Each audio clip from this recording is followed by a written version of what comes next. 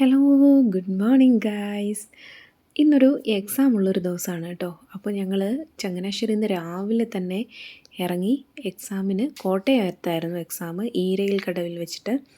അപ്പോൾ നമ്മൾ എക്സാമൊക്കെ അറ്റൻഡ് ചെയ്തു. അതിനുശേഷം ഒരു 9 മണിയൊക്കെ കഴിഞ്ഞപ്പോൾ കോട്ടയത്ത് ആര്യാസിൽ കയറി ബ്രേക്ക്ഫാസ്റ്റ് കഴിക്കാമെന്ന് കരുതി. കോട്ടയത്ത് ബസ് സ്റ്റാൻഡിൻ്റെ ഓപ്പോസിറ്റ് സൈഡിൽ ആര്യാസും ഇന്ത്യൻ കോഫി ഹൗസും തൊട്ടടുത്തടുത്താണ് നിൽക്കുന്നത്. അപ്പോൾ നമുക്ക് ഇന്ത്യൻ കോഫി ഹൗസിൽ കഴിക്കാം എന്നുള്ള രീതിയിലാണ് വന്നത്. പക്ഷേ ഇന്ത്യൻ കോഫി ഹൗസിൽ പാർക്കിംഗ് സൗകര്യം ഇല്ലാത്തതുകൊണ്ട് നമ്മൾ ആര്യാസിലേക്ക് കയറുകയായിരുന്നു. പിന്നെ കുഴപ്പമില്ല, ഞങ്ങൾ ചപ്പാത്തിയും പൂരിയും മാറി മാറി ഓർഡർ ചെയ്തു. എന്നിട്ട് ഞങ്ങൾ 2 പേരും ഷെയർ ചെയ്തെടുത്തു. എൻ്റെ കൂടെ അക്കച്ചി ഉണ്ടായിരുന്നു എക്സാമിന്. ഇക്കയാണ് കൊണ്ടുവന്നത്. സാധാരണ പൊതുവേ ഞങ്ങൾ ഈ വെജിറ്റേറിയൻ ഹോട്ടലിലൊന്നും കയറാത്തതാണ്. അപ്പോൾ ഞാനൊരു 2 മന്ത്സ് മുമ്പ് നമ്മുടെ ചങ്ങനാശ്ശേരിയിലുള്ള ശരവണാസിൽ കയറി ചപ്പാത്തി കഴിച്ചിരുന്നു. അപ്പോൾ അതിൻ്റെ കൂടെയുള്ള ഈ കോംബോ ചമ്മന്തി, ഒരു വെജിറ്റബിൾ കറി പ്ലസ് സാമ്പാർ, പിന്നെ ഒരു ഇത് നമ്മുടെ സവോളയൊക്കെ അരിഞ്ഞത്, ഇതിൻ്റെ ഒരു കോംബോ എനിക്ക് ഭയങ്കരമായിട്ട് ഇഷ്ടമായി.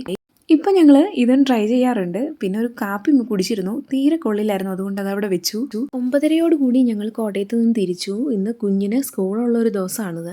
അതുമാത്രമല്ല, അവൾക്ക് സ്കൂളിൽ ക്രിസ്മസ് സെലിബ്രേഷനും കൂടാണ്. അപ്പോൾ നന്നായി ഒരുക്കണം, വൈറ്റ് ഡ്രസ്സ് ഇടണം, എല്ലാം സെറ്റ് ചെയ്ത് വീട്ടിൽ കൊടുത്തിട്ടാണ് വന്നത്.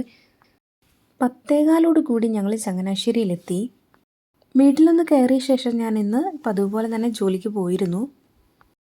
ആകെ മൊത്തത്തിലൊരു ബുദ്ധിമുട്ടുള്ള മടുപ്പുള്ളൊരു ദിവസമായിരുന്നു. അതുകൊണ്ട് ഞാൻ പ്രത്യേകിച്ചൊന്നും സ്പെഷ്യലായിട്ടൊന്നും ഉണ്ടാക്കിയിട്ടുണ്ടായിരുന്നില്ല.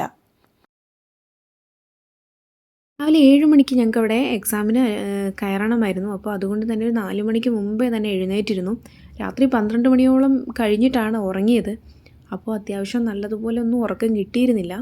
പിന്നെ വന്ന ഉടനെ അവളുടെ സ്കൂളിൻ്റെ വിശേഷങ്ങളൊക്കെ പറയാൻ വേണ്ടി കാത്തു നിൽക്കുമായിരുന്നു. അപ്പോൾ അതൊക്കെ കേട്ട് കുറേ നേരം അങ്ങ് വെറുതെ ഇരുന്നു.